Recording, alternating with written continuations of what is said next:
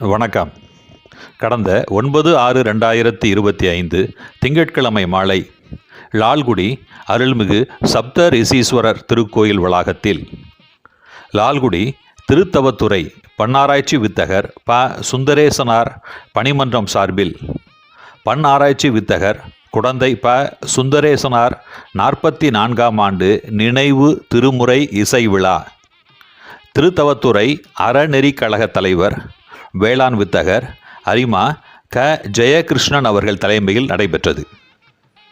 பல்கலைக்கழகங்களின் மேனாள் உறுப்பினர், திருச்சி அறிவாளர் பேரவையின் மதிப்புறு முதன்மை ஆலோசகர் பேராசிரியர் முனைவர் செ. அசோகன் அவர்கள் சிறப்பு விருந்தினராக கலந்து கொள்ள, பாரிவள்ளல் எம்.ஆர்.எஸ். கேசவன் அவர்கள் வாழ்த்துரை வழங்க, கவிஞர் மணமேடு குருநாதன் அவர்களுக்கு பன்னாய்வான் ப. சு. சீர் பரவுவார் விருது வழங்கப்பெற்றது. தொடர்ந்து சிங்கப்பூர் முன்னாள் விரிவுரையாளர், அரசு இலக்கியமுற்ற நிறுவனர் தலைவர், தமிழ் பருதி கவிஞர் ப. திருநாவுக்கரசு அவர்கள் வாழ்த்துரை வழங்க, முத்தமிழ் பேரறிஞர் முனைவர் சண்முக செல்வகணபதி அவர்கள் நிகழ்த்திய விழா பேருரையினை கேட்க தங்களை அன்போடு அழைக்கின்றேன். வாருங்கள்.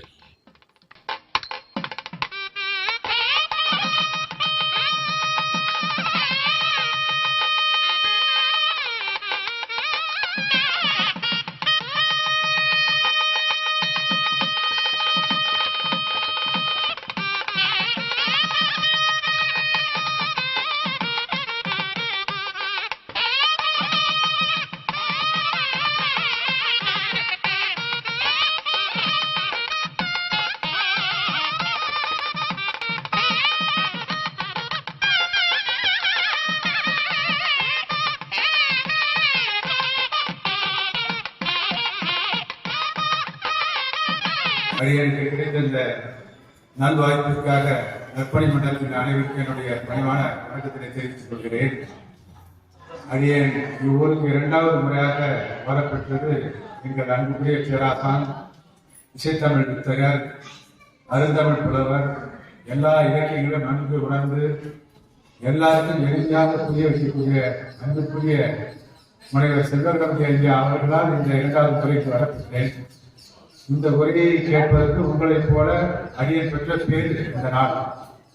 எவ்வளவு நேரம் பேசினாலும், நான் அடிக்கடி சொல்வது, எவ்வளவு நேரம் உரையாற்றினாலும் காதுகளுக்கு சுவையும் இனிமையும் இருக்குமே தவிர சற்றும் சலிப்பு ஏற்படாது.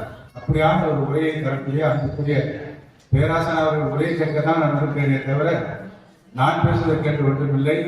இந்த அடியார்களுடைய அரும்பணியை மேலும் தொடர்ந்து நாளெல்லாம் சிறந்து விளங்க வேண்டும் என்று போட்டு கேட்டு, இதற்கு தொண்டாற்றுகின்ற கொடையில் தருகின்ற அத்தனை பேரையும் வணங்கி மகிழ்ந்து அடியனுக்கு கொடுத்த வாய்ப்புக்காக நன்றி கூறி விடைபெறுகிறேன். வணக்கம். நிலவுலாவிய நீர்மணி வேணியன் அழகில் ஜோதியன் அம்பலத்தாடுவான், மலச்சிலம்படி வாழ்த்தி வணங்குவான். என்றும் இன்றும் பெருகும் இயல்பினால் மன்றுளார் அடியார் அவர் வாழ்வுகள் நின்றதென்றும் விலகி உலகனார். எல்லாம் வந்த இறையருளும் குருவருளும் துணை நிற்க அவன் அருளால் அவன்தால் வணங்கி, பண்ணாராய்ச்சி வித்தகர் ப. சுந்தரேசனார் பணிமன்றத்தின் சார்பில் குடந்தை ப. சுந்தரேசனாருடைய 44ஆம் ஆண்டு நினைவு திருமுறை இசை விழா. எனக்கு இந்த ஆலய மணி கேட்கும்போது ஒரு ஆசை. கிட்டத்தட்ட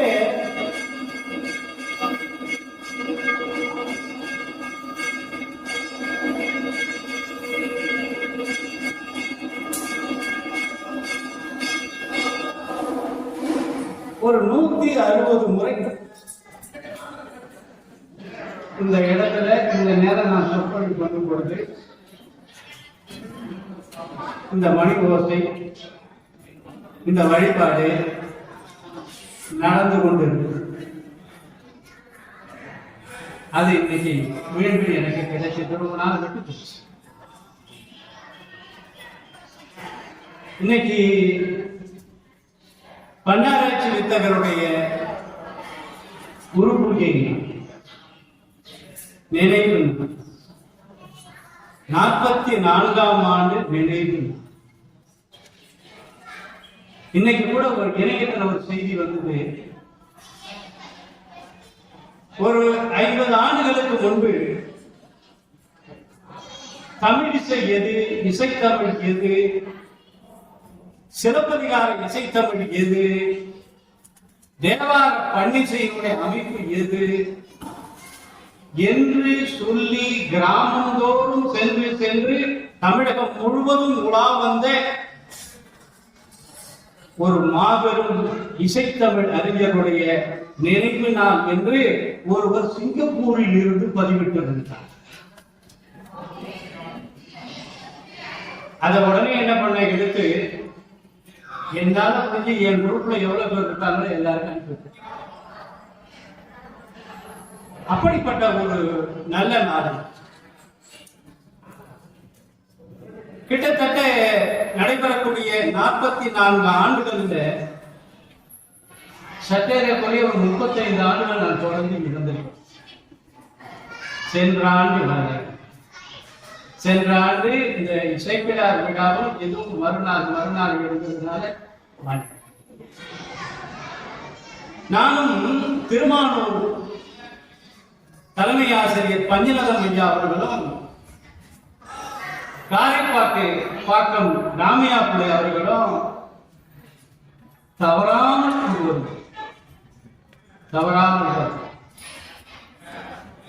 இந்த இசை நிகழ்ச்சியில சிறப்பு நிகழ்ச்சியாக இன்று பொன்னப்போல் சக்கரவர்த்தியாக இருக்கக்கூடிய திருச்சி தாய்மானவன் ஐயா வந்து இங்கே கலந்து கொண்டு இசை நிகழ்ச்சி செய்து தம் மாணவர்களோடு லய விநியாசம் எல்லாம் செய்து காட்டி கந்தரனுபூதி முதல் பாடலில் இருந்து கடைசி பாடல் வரை பாடி வழிபாடு செய்யும். இவற்றையெல்லாம் கண்டு மகிழக்கூடிய வாய்ப்பு நமக்கு கிடைத்திருக்கிறது. ரொம்ப பேருக்கு சுந்தரேசனாரை பற்றி கேட்டால் தெரியும் என்று சொல்லுவோம். நாங்கள் பலமுறை அவருடைய வரலாறை எப்படியாவது தொகுத்து விட வேண்டும் என்று ஒரு நூலை ஒரு 15 வருடத்துக்கு முன்பு தொகுத்தோம். 15 வருடத்துக்கு இந்த நூலுக்குரிய ஆவணங்களை சேகரிக்கும் பொழுது நான் சந்தித்த பலர் ஐயா வந்தாங்க, இங்க இருந்தாங்க, எங்க வீட்டுல தங்கினாங்க, நல்லா சொற்பொழிவு பண்ணாங்க, இத சொன்னாங்களே தவிர யார்கிட்டயாவது ஒரு பதிவு இருக்கா? அந்த காலத்துல பதிவு இல்லைங்கிறது வேற, பதிவு இல்லைங்கிறது வேற, ஒரு அழைப்புதான் இருக்கும். இல்ல அந்த நினைவு தொடர்பாக உங்கள்கிட்ட ஏதாவது குறிப்பு இருக்கா என்று கிட்டத்தட்ட நானும் புதியரசு ஐயாவும் பல ஊர்கள்ல போய் பலரை சந்திச்சு பலரை கேட்டு ஒரு நூலை உருவாக்கினோம். பிறகு சுந்தரேசனார் நூற்றாண்டு விழா வந்த பொழுது ஒரு சிலர் சிறப்பாக கொண்டாடினார்கள், அவர்களுக்கு நமது நன்றி.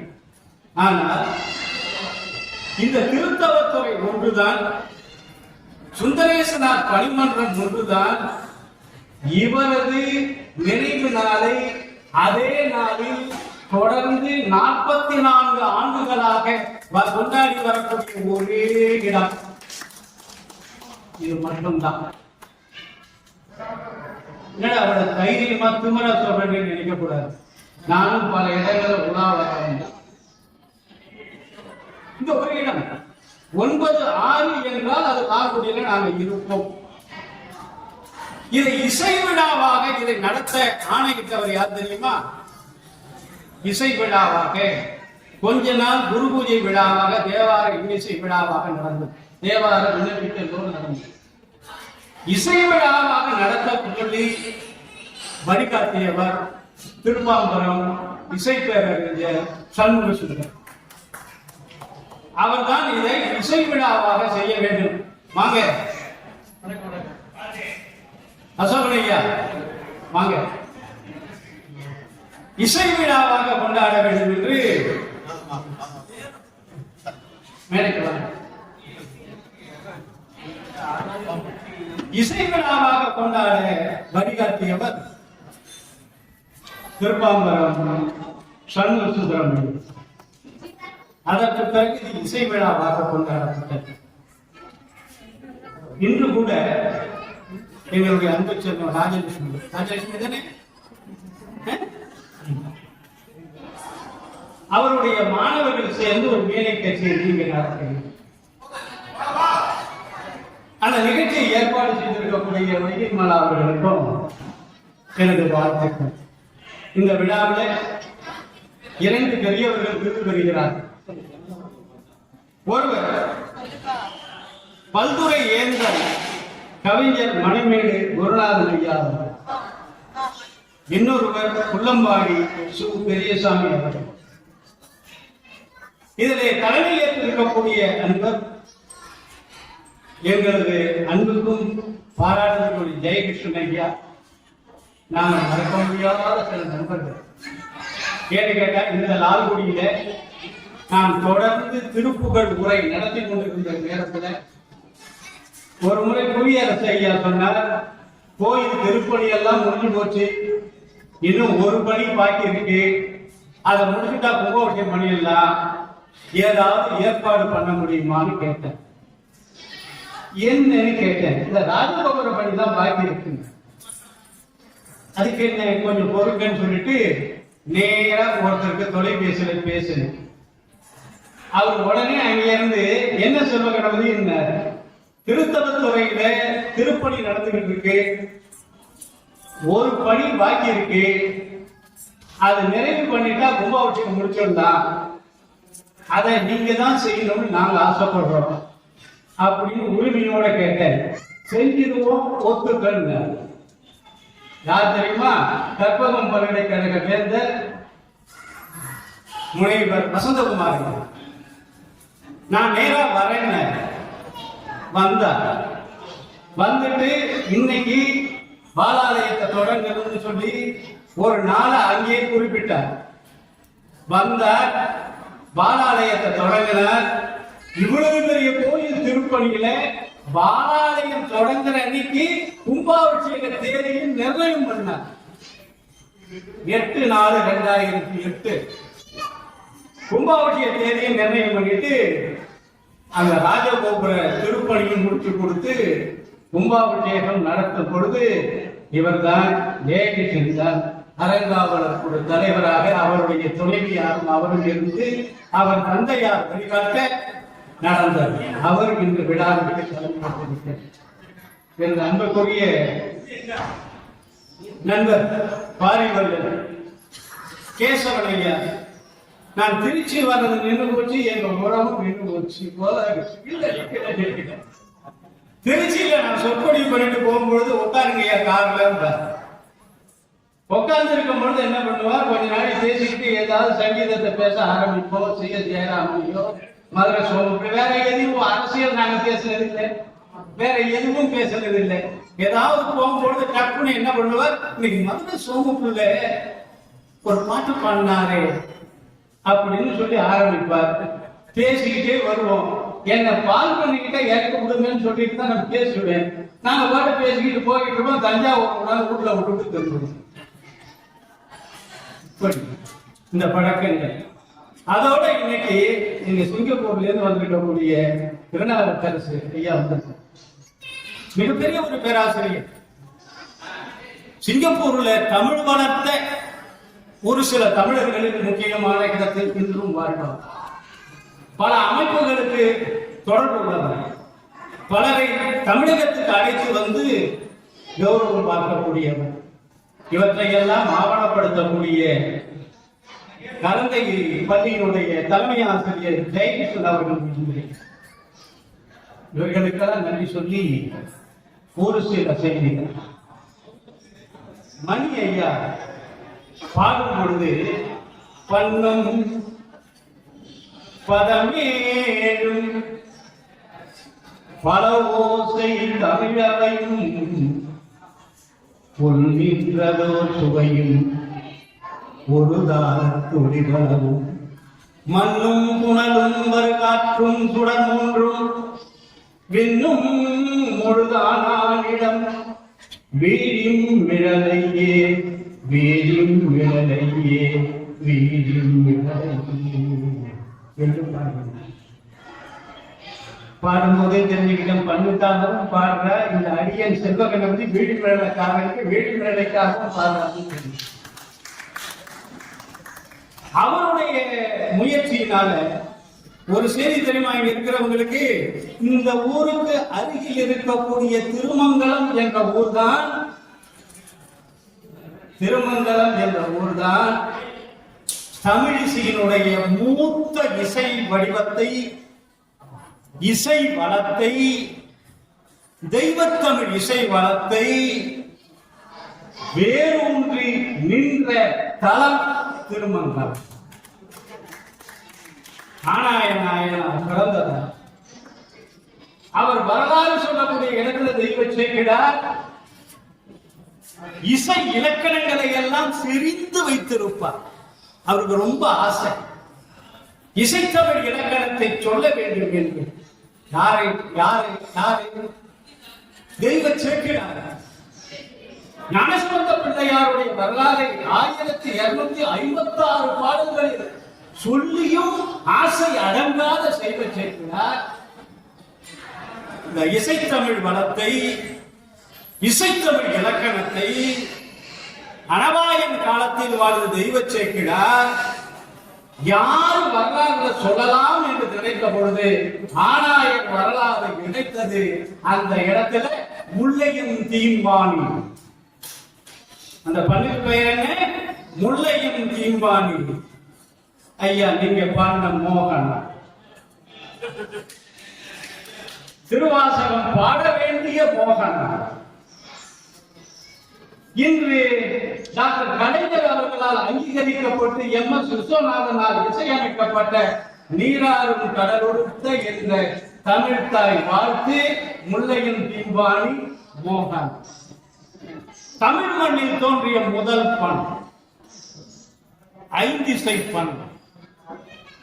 இந்த பிதாமகன் இருக்கிறாரே பன்னாராய்ச்சி புத்தகம், இவர் முதல் 5 இசை பண் என்று ஒரு நூலை எழுதியிருக்கிறார். முதல் 5 இசை பண் என்ற ஒரு நூல். அதுல என்ன தெரியுமா? 5 இசை பண்: மோகனம், மதிமாவதி, இந்தோலம், சுதசாகரி, சுததன்யாசி, இசைவானது ராஜலட்சுமி. கேட்டுக்க, இது 5 சுரப்பண்கள். 7 சுரப்பண்ணாக இருந்தால் அதற்கு பெயர் தாய் ராகம் என்று பெயர். 5 சுரப்பண்ணாக இருந்தால் அதற்கு பெயர் சேய் ராகம் என்று பெயர்.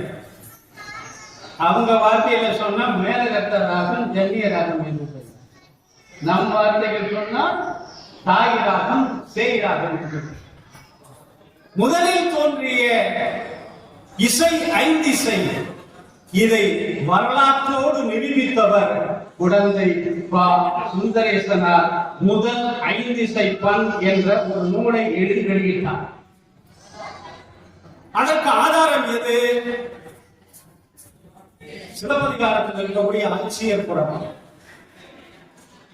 ஆட்சியர் புறவையில 7 பெண்கள், ஒரு வட்டம், ஒரு வட்டம்.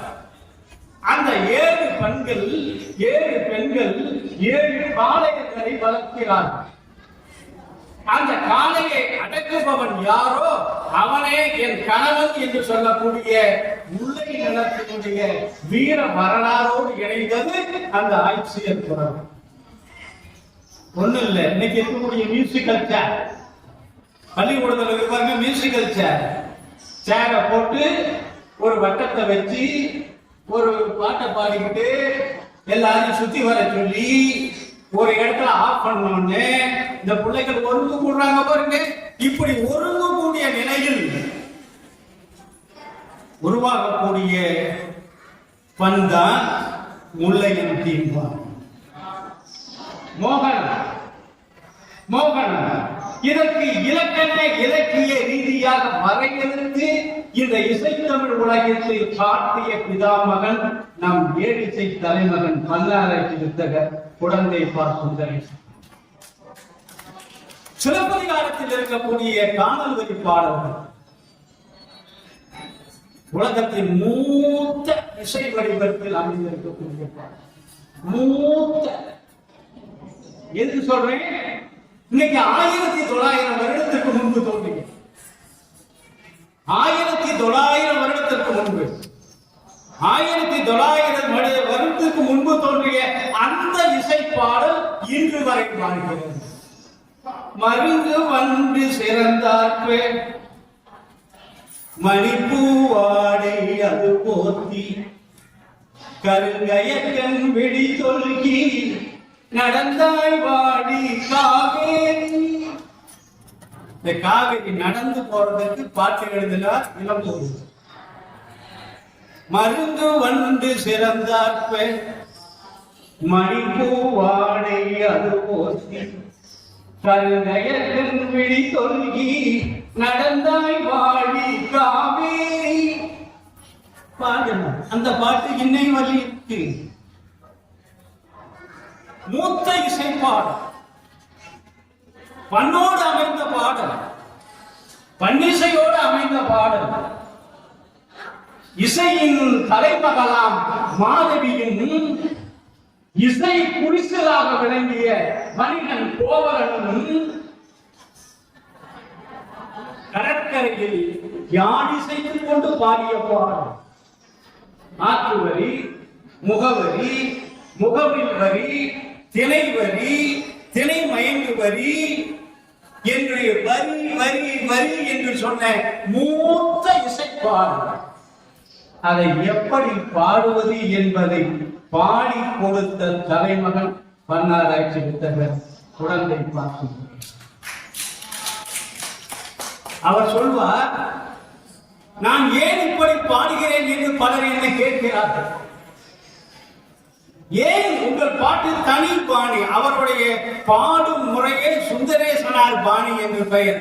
மாமலர் நெடுங்கன் என்று அவர் திருத்தவத்துறையில் இருக்கக்கூடிய இந்த பிராட்டியின் மீது மகாவித்வான் மீனாட்சி சுந்தரம் பிள்ளை பாடிய அந்த பாடலை எழி செல்வன் பாடினாரே, அதனாலதான் நீ பாடுன்னு சொன்ன.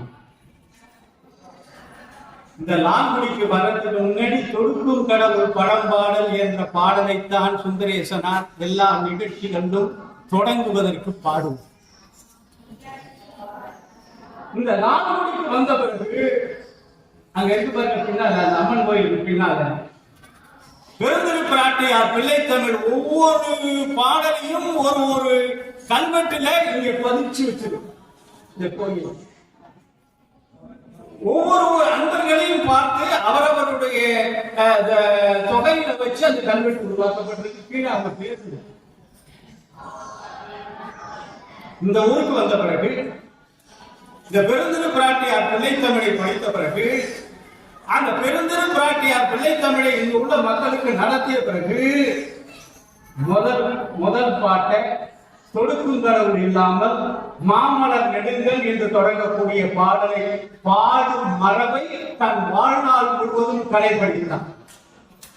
அதனாலதான் எழில் செல்வனை அந்த புள்ளதான் இன்னைக்கு வளரக்கூடிய நிலைகள்ல இந்த பலமான நிலைகளை எல்லாம் அறிந்து வரக்கூடிய ஒரு இளம். நீ பாடு. இந்த ஊர்ல தான் சிலப்பதிகாரத்தினுடைய முழுக்களும் நடத்தின. அப்ப நடத்தும் பொழுது அதுல ஒரு காதை நாடுகான் காதை. அந்த நாடுகான் காதை அடிப்படையில் நாடுகான் குழு என்ற ஒரு குழு இங்கே அமைக்கப்பட்டது. ஊட்டத்தூரில் அமைக்கப்பட்டது. ஜனவரி 1ஆம் தேதி அமைக்கப்பட்டது. அதனுடைய 47வது ஆண்டு விழா இந்த 30ஆம் தேதி நடந்தது.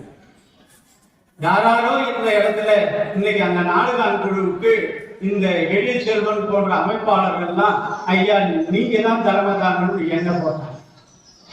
கிட்டவே இருந்து என்னால நடத்த முடியலனாலும் கூட எட்டி இருந்தாலும் பார்த்து மகிழக்கூடிய வாய்ப்பு இருக்குன்னு சொல்லி அந்த விழாவில் வந்து தவறாம கலந்துகள். நாடுகான் குழு அந்த நாடுகாஞ்சோடு சாதித்த சாதனைகள் இந்த ஊர்ல இருக்கக்கூடிய மக்களை எல்லாம் ஒவ்வொரு தளத்திற்கும் அவர் அழைத்து சென்றார்.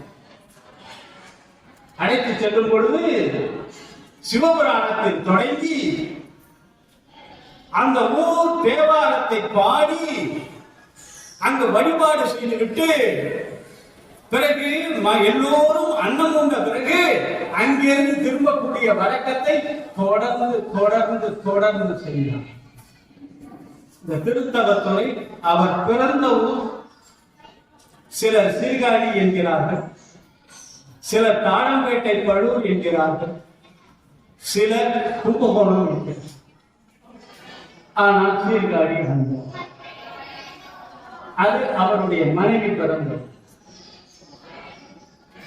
அவருடைய மனைவி சொர்ணம் என்ற அந்த அம்மா படித்தது நான் பணியாற்றிய திருவையாறு அரசர் கல்லூரியில தமிழ் பயிற்சி.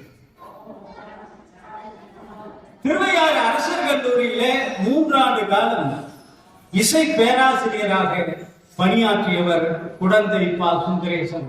1952 55 அதற்கு பிறகு 55 58 வரை அண்ணாமலை பல்கலைக்கழகத்துக்கு சென்றார்.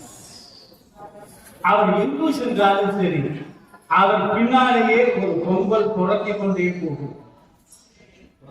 ஏன்னா வித்துவம் அதிகம். எதை கேட்டாலும் காரண காரியம் தெரியுமா என்று கேட்பார். அவர் சொல்வார், நீங்கள் இப்படி மட்டும் தனியாக பாடுகிறீர்களே ஏன் என்று கேட்டபொழுது சொல்வார், நான் இசை இலக்கணத்தை படித்தவன், இசை இலக்கணம் அறிந்தவன்.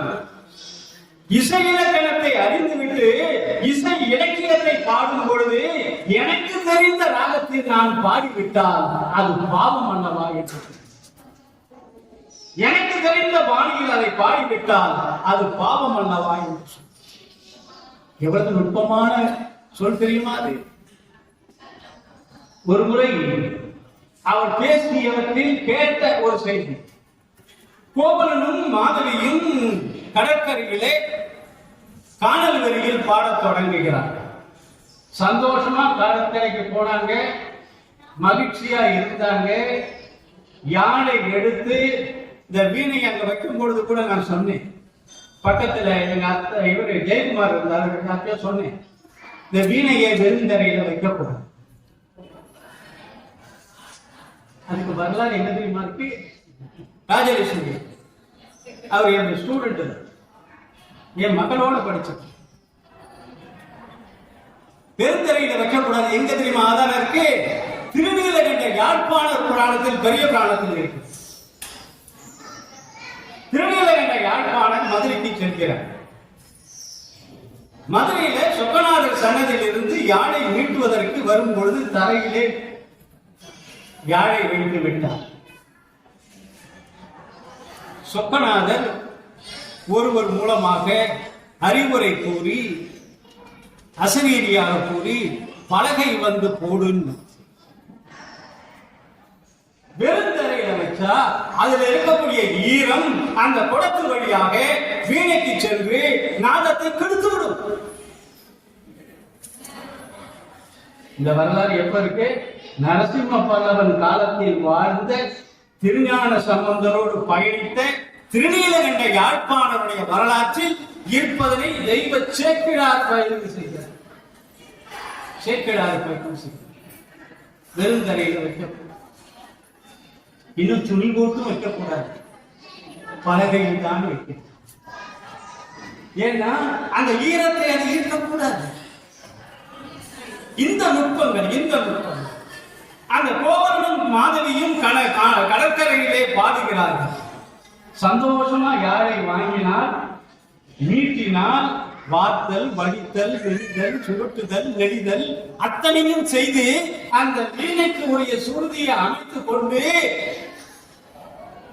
அந்த வீணை எப்படி அலங்காரம் செய்திருந்துதான் மணவரைக்கு செல்லக்கூடிய மணமகனை போல அலங்கரிக்கப்பட்ட அந்த வீணையை மனமகிழ்ச்சியோடு மாதவி கோவலன் கையில் கொடுத்தார். கோவலன் வாங்கினார், மகிழ்ச்சியாக பாடினார். அவன் பாடியது எது என்ற அந்த இசை மரபை உலகிற்கு உணர்த்தியவர் பன்னாராய்ச்சி வித்தகர் சுந்தரேசனார். அதற்கு பெயர் தொன்மை மரபு என்று, தொன்மை மரபு என்று பெயர், பழமையான மரபு என்று பெயர். உடனே அதுல வரும் பொழுதே அவன் கங்கையையும் காவிரியையும் இணைத்து சோழனையும் இணைத்த உடனே இந்த மாதவிக்கு ஒரு சந்தேகம் வந்து விட்டது. இவன் கண்ணகியும் நினைத்துக் கொண்டு பாடுகிறானோ என்று நினைத்துக் கொண்டு அவர் புதுவிதமான வேறொரு இசையில் பாடத் தொடங்கினார். அந்த இசைக்கு என்ன தெரியுமா பேரு? வம்புரு மரபுன்னு பேரு. வம்பு வளர்க்கிறாங்க பாருங்க, காலை நீட்டி வம்பு வளர்க்கிறாங்க இல்லையா, அது மாதிரி வம்புரு மரபு, அதுக்கு பேர் புது மரபு என்று. அந்த புது மரபிலே மாதவி வாசிக்க தொடங்குகிறார். இதை கூறியவரும் சுந்தரேசன். அந்த புது மரபுல போய் முடிக்க முடியல, சற்று தடுமாறுகிறார். அதற்கு பெயர் நுழையர் விளரி என்று பெயர். தமிழ் சொன்னானே, இதுக்கு இலக்கணம் ஏதாவது சொல்லுக்கு பொருளாவது தெரியுமா, விளக்கமாக தெரியுமா?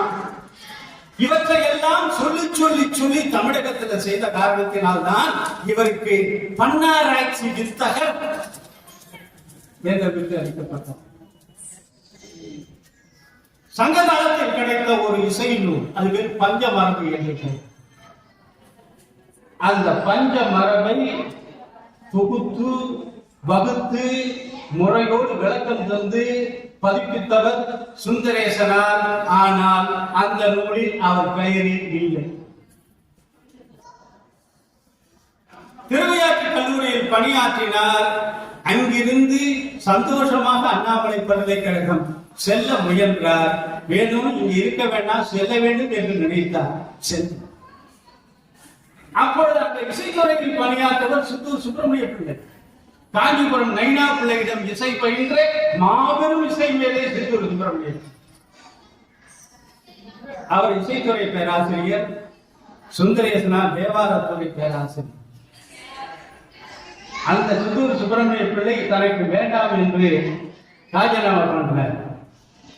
அடுத்தது எம் தண்டவாணி தேசிகர், தாமரை போட்ட தடாகம் அடி, உங்க திருச்சியில உள்ள பெரியவர் வரையிலேயே அந்த பார். திருச்சி தியாகராஜன் எழுதிய தாமரை பூத்த தடாகம் அடி KKC நடராஜன் ஐயா அவ்வளவு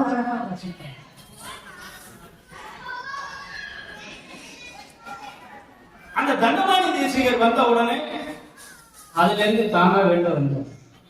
கொஞ்ச நாள் துஞ்சை புளியம்பட்டி இந்த பகுதியெல்லாம் போயிட்டு திருப்பத்தூர், மதுரைக்கு போகக்கூடிய திருப்பத்தூர்ல வந்த உடனே அங்கிருந்துதான் ஐந்திசை பண் என்ற நூலை வெளியிட்டார்.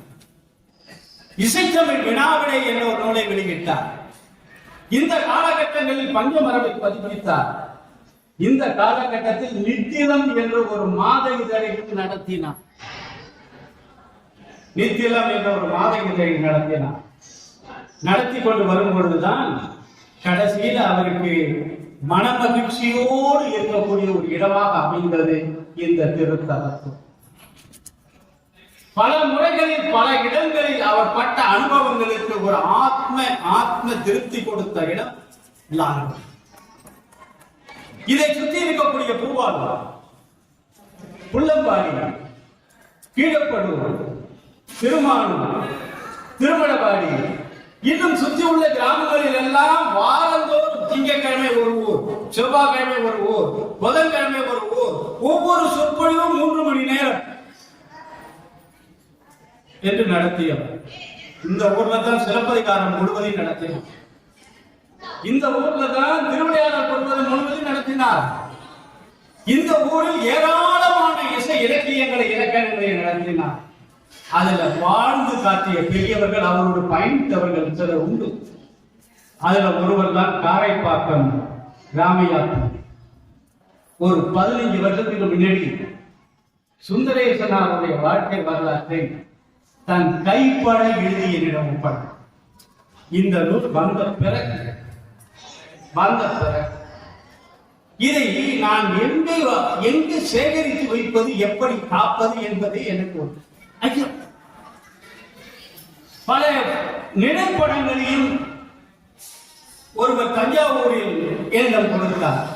அதை நான் காரப்பாக்கம் ஐயா கொடுத்தேன். அவரு இதை என்ற கொடுத்தார். இதை எங்க எண்ணி சொல்லிட்டாவே முருகன் இங்க வாங்க. இந்த காரப்பாக்கம் ஐயா 8 பக்கத்துல எழுதி கொடுத்த கைப்பட எழுதி நாளோடு கொடுத்த தேதி என்ன தெரியுமா? 10/3/2010 எழுதி கொடுத்த வரலாறு. சுந்தரேசனாரோடு சேர்ந்து பயணித்தவர், திருமணபாடியில கல்வெட்டுக்களை அமைத்தவர், திருமணபாடியில வீட்டுக்கு வீடு வெண்கல பொருளை திரட்டி திருநாவுக்கரசர் உருவத்தை அமைத்து வீதி உலா வந்தவர். அவர் எழுதி கொடுத்த இந்த வரலாற்றை நீங்க எழில் செல்வன் கையில பத்திரமா ஒப்படைக்கணும். ஐயா, என் வீட்டு சொத்தை கேட்டா கூட கொடுத்துருவேன். என்ன ஏன்னா இன்னைக்கு சுந்தரேசனாரை பற்றி ஆவணங்கள் அவர் கொடுத்துக் கொண்டிருக்கிறார். அந்த நூலுக்கு இந்த நூலுக்கு என்ன வேறுபாடுன்னு கேட்டா, அவர் பிறந்தது 28/6. இந்த நூலை தவறி 28/5 போட்டுட்டேன். தவறை நான் உணர்ந்து கொள்கிறேன். எனக்கு வாய்ப்பு கிடைக்கவில்லை, கிடைத்தவற்றை செய்தேன். ஒரு மாதம் என்ன தப்பு, ஒரு நாள் இருந்தாலும் தப்பு. அதை வச்சு அடுத்த புத்தகம் வரும்போது தயார் பண்ண வேண்டும். அவர் அதை போல அவர் மறைமுற்ற நாள் 9/6. அதே எங்க புவியரசையா வந்து அவர் எது சொன்னாலும் நான் மறுத்து பேசாதவன்னு நான், எது சொன்னாலும் சரி, மழைன்னு சொன்னாலும் ஆமாம், அறிவாளின்னு சொன்னாலும் ஆமாம். ஆனா நான் என்ன சொன்னாலும் அவர் கட்டுப்படுவார். அவர்கிட்ட சொன்னேன், எக்காரணத்தை கொண்டும் இந்த 9/6 என்பதை நம்மால் முடிந்தவரை மாற்றாமல் காப்பாற்ற வேண்டும். அந்த வகையில 44 ஆண்டுகளாக இந்த வருடம் அவர் போன்ல பேசும்போது நான் வரமாட்டேன்னு ஐயப்பட்டு சொன்னார். எனக்கு கேட்ட பொழுது கண் கலங்கி நின்னேன். என்ன சொன்னார் தெரியுமா? ஐயா, நீங்க அவசியம் வந்துடுங்க, அடுத்த ஆண்டு நான் இருக்கிறோம் இங்கேயும். அடுத்த வார்த்தை என்ன சொன்னேன்? நான் வருகிறேன், நீங்க இருப்பீங்க, நம்ம கொண்டாடுவோம், நான் வரேன், அவசியம் வந்து விடுவேன் என்று சொன்னேன். அப்படி தொகுத்து இதுல ஒரு 12 குறிப்புகள் கொடுப்பார்.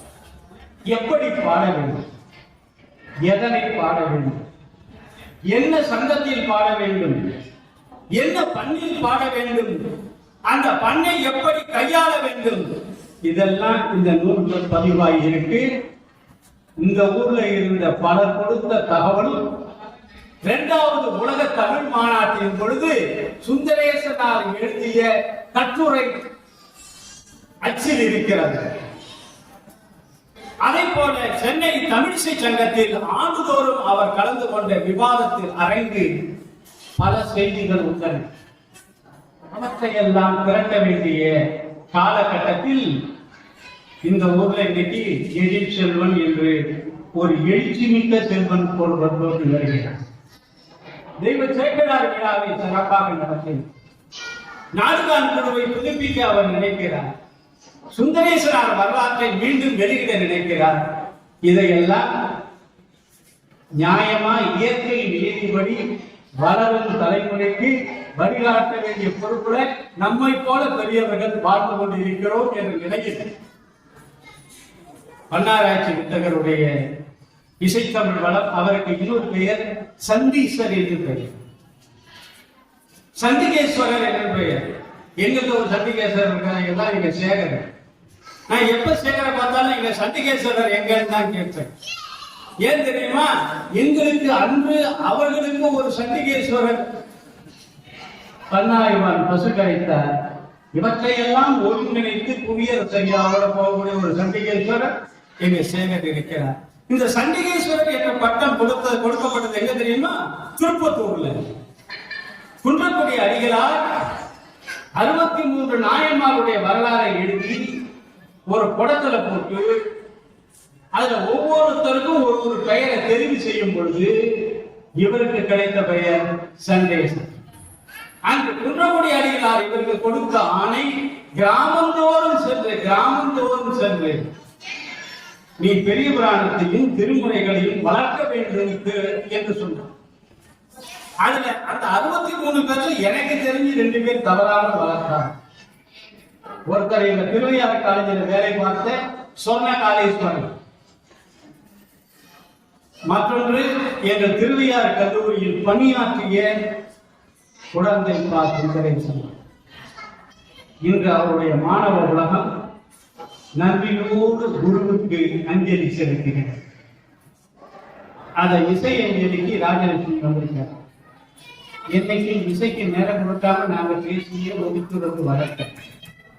ஆனாலும் உங்க இசையை நாங்கள் கொஞ்சம் கேட்கறதுக்கு ஆசைப்பட்டு இந்த விழாவில் கலந்து கொள்வதற்காக என் அருமை அத்தான் சிங்கப்பூர் அத்தானையும் சேர்த்து அழைத்துட்டு வந்தேன். அவரோடு சேர்ந்து உலகம் முழுவதும் கொண்டு செலுத்த வேண்டும் என்பதற்காக தஞ்சாவூரிலிருந்து இங்க ஜெயக்குமாரை அழைத்துட்டு வந்தேன். எங்களெல்லாம் ஒருங்கிணைத்து வரக்கூடிய எங்க ஐயா நடராஜனும் வந்திருக்காங்க. இவங்களோடு சேர்ந்துதான் இங்க நாங்க பயணித்து வந்திருக்கிறோம். என்றும் பலருக்கு சுந்தரேசனார் சில நேரங்களில் பயன்படுவார்.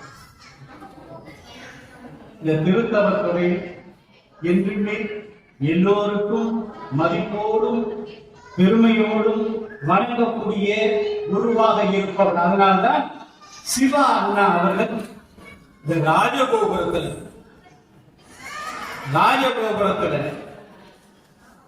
என்றுமே நின்று நினைக்கக்கூடிய அளவுக்கு குழந்தை சுந்தரேசனாருடைய திருவுருவத்தை அங்கே அமைத்திருக்க. அதுபோல் இந்த கோயிலுக்குள் நுழையும் பொழுது நாயன்மார்களுடைய சிலைகளை எல்லாம் பார்க்கும் பொழுது, திருவுருவங்களை எல்லாம் பார்க்கும் பொழுது அவர் நினைவு வரும்.